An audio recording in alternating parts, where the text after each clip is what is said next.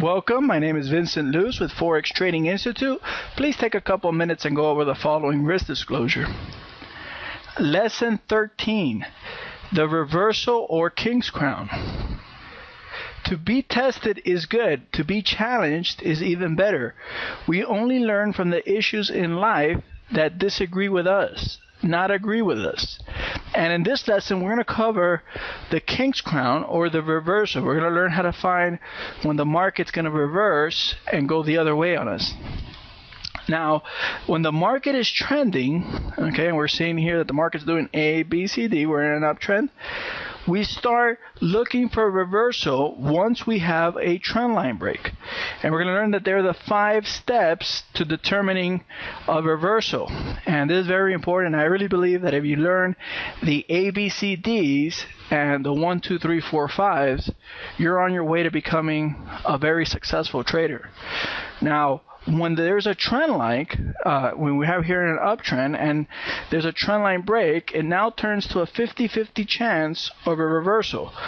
And it's 50-50 because there are still some Fibonacci numbers below the trend line that may hold as support and keep this trend bullish. So we just start thinking of a potential reversal when there's a trend line break. Now, step number 2, the market returns and tests the previous level of support or takes it out and makes a lower low. Now the odds change to an 80% chance of a trend reversal and a 20% chance of a continued uptrend.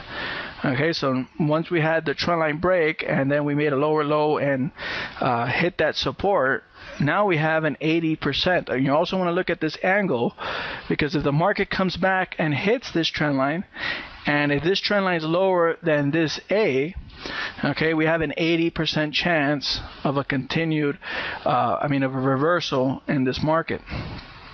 Now, step number 3, we find the B of the A, B, C, D that will be the left tip of the crown.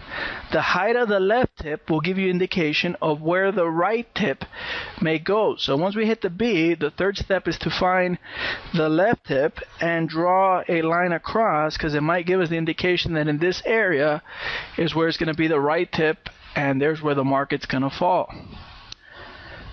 Now, step number 4, we enter the market at the back side of that trend line or at a corresponding Fibonacci number, which may become now a C. So we draw our new A, B, and we wait for the C, and the C could be at the back side of this trend line, coordinate converging with this left tip, and with a Fibonacci number. We look at where there is a convergence and we want to enter at that convergence. Okay, now using the Fibonacci tool, we draw your Fibonacci lines from the new A, we pull the Fibonacci from the new B, and we project the entry point, and we also project our exit point using the 4 levels of support, converging with the Fibonacci numbers. Now, step number 5, we draw a new downward trend line across A to C. And the market should continue to fall below that trend line, making a new A, B, C, D.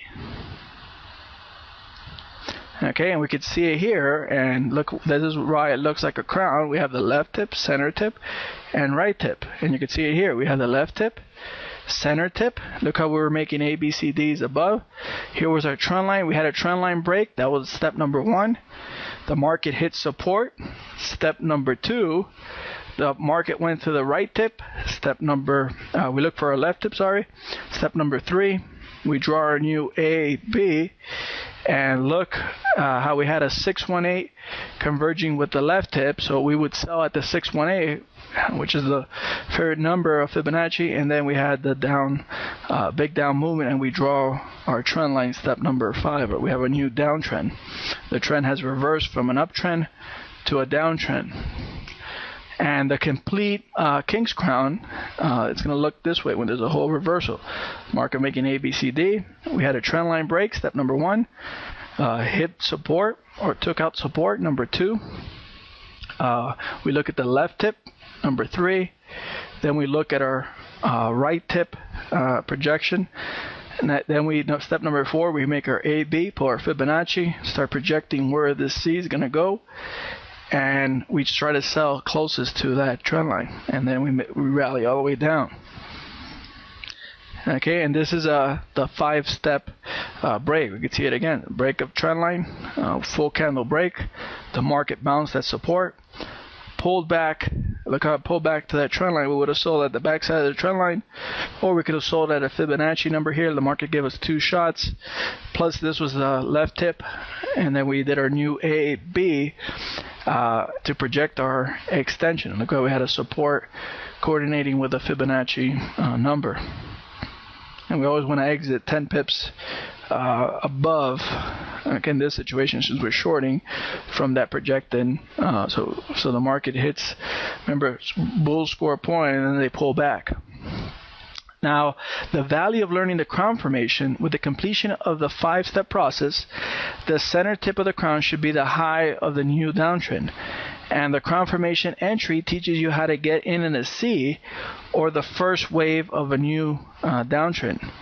And becoming a good chart reader requires spatial intelligence. When a mark makes an upside down crown or inverted crown, we could recognize this would be a bullish crown when it's telling us it's going an uptrend. And all the steps are the same, just upside down. And you're going to learn that we've modified this. Most traders call this the head and shoulders. And they teach you how to get in at the break of the shoulders. But you're going to see that this technique gets you in a lot earlier. And in that first wave, you're going to be able to take profit instead of waiting for that first wave to occur, wait for the break of the shoulders, and then the future waves you're going to make with a lot better equity management. Now let's look at it when there's a downtrend, and you can see the market's making an A, B, C, D, and the market breaks this trend, the trend line. That's the first potential, just like the downtrend. Just like in the uptrend, when the trend line break, there's now a 50-50 chance of a potential reversal. But there's still some Fibonacci numbers that may hold and keep this trend bearish. Now, when the market goes and takes out all those Fibonacci numbers and hits that resistance, now there's an 80% chance of a change in direction and a 20% chance only of a continued downtrend. So when we look at this and it hits this, okay, and then it pulls back or took out that thing or made a higher high, now we got to start thinking of a potential reversal. So we look at the left tip, okay, it's going to give us an indication where the right tip may go. So we want to draw a line across to give us an indication and find where it converges with the Fibonacci number and the trend line. Okay, and then we want to make our A, B, pull our Fibonacci tool to find where's that convergence with the left tip. That would be step number 4.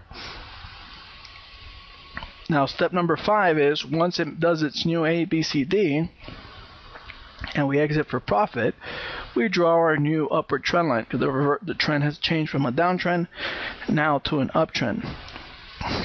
And you can see this is the way the trend is going to look like. This is the way the bearish crown is going to look for it. Okay, this is a reversal of a crown, that reversal going up. Okay, and you can see left tip, center tip, right tip is just a crown upside down. And this is the complete king's crown, and the reversal is in place. This is the 5-step process. Okay, so you want to look at this. The market, you can see we had a break. That's step number 1. It hit the resistance, step number 2. Then we look at the left tip, step number 3. Then we're going to go and look for the right tip for step number 4. And we could see that we had the new AB. The market pulled back to C, and it did its new extension. That's step number 5. So step number 4, we did the AB. Look how here was the back of the trend line was converging at a Fibonacci number. even though that left tip was a little lower, we want to get in where it converges. There's a convergence at the back. Convergence, remember, means two or more factors. We had the backside of the trend line and we had a 618 number. Everything was telling us we want to buy here. We put our stop below A, and look at this nice profit. Would have exited at the 618 in this example, 10 pips below that 618, and we would have taken our profit. Okay, so you want to remember, requires spatial intelligence. Is the same thing, the downtrend. Sometimes this uptrend crown is a lot easier than finding a downtrend crown. Remember, you want to review this lesson until you understand these reversals, because the market's doing ABCDs, doing consolidation, and then it reverses. And we know all these steps. You got all the tools to recognize in which condition the market's in. Okay, and you can see, you cut the king crown in half to envision an A, B, C, D. Look how the market did A, B, C, D. If I cut it in half, then I have a new A, B, C, D. Just like here, I have an A, B, C, D. If I cut it in half, then I go A, B, C, D. And you can see it here. You attach the A, B, C, Ds to the up and down swings and their extensions. It does an A, B, C, D. And then we do an A, B, C, D downtrend. Same thing here, A, B, C, D. There was a trend line break. We start looking for a new A, B, C, D up move. Remember that Fibonacci numbers are hidden levels of support. That's why we want to enter at one of these numbers. Remember, the market bounces at 382, 50% or 618. The market's going to 1618. That would be the resistance level. If the market bounces at 786, then the resistance level is the 127 number. Same thing for a downtrend. See, if the market hits 382, 50, or 618, it's going to the 1618. If the market bounces and hits resistance at 786, then we're going to that 127 number. Okay, remember there's two entries in trading the crown. We enter C at a Fibonacci number, okay, or the back of the trend line where it converges with the stop of A. Okay, so we put it, for example, here, the back side of the trend line. We want to see where it converges with a fib number and put our stop above A. Or we could enter at the low of, in this case, at the low of B, which is the left tip, where it converges with the right tip. So there's two entry points, and usually that'll bounce off the 382 number. And you could see it here. For example, the market did the trend line break one, and then this is the backside of the trend line with a 618. So we would enter at that 618 and exit 10 pips above that 1618. We did have a convergence here. If you want to play it longer or play a couple of lots to the 2618. Okay, but I would have taken my profit 10 pips above. There's about 100 pip profit here.